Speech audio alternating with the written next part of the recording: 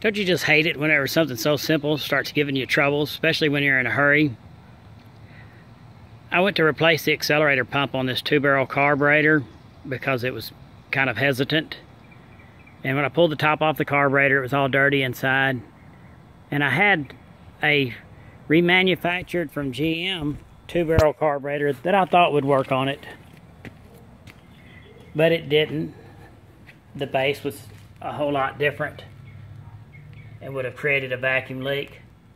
So I took a bunch of parts off of it instead of getting a rebuild kit, which I should have done in the first place, for this carburetor.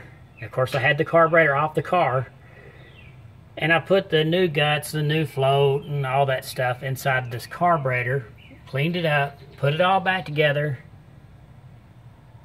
started the car up. The accelerator pump was working really good. There's no hesitation anymore.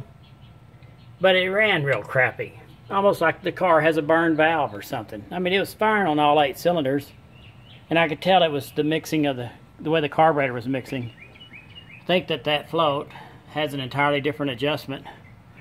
Another thing that I had noticed, when I took this needle out, the float needle out, the washer around it stayed on this new part and also on the carburetor, so I had twice the thickness of gasket that I needed to, which could create a problem. That's the power valve.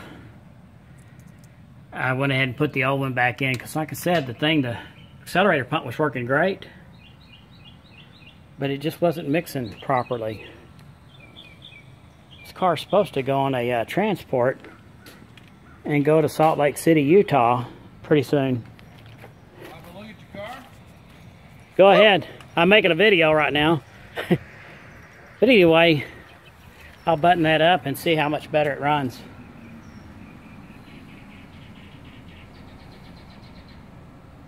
Come on, damn it. Just stop it.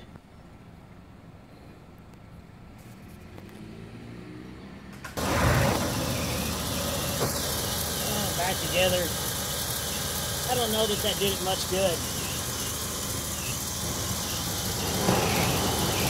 It might be that my points need to be adjusted.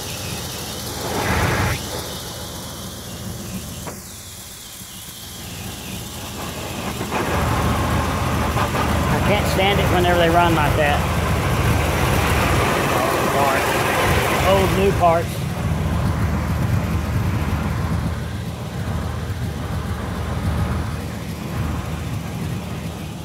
Seems like I'm doing something to a car here and there all the time.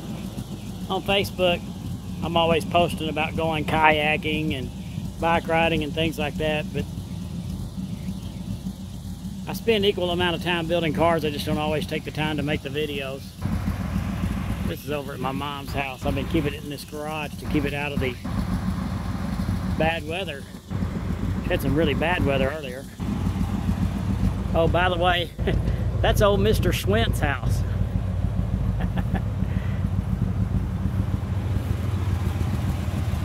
He's long gone though. He died a few years ago.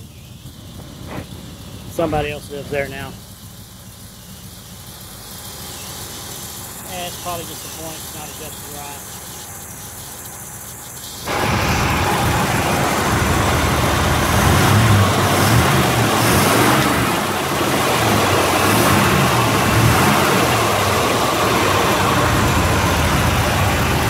Accelerates a whole lot smoother. Before it used to take that pumping action.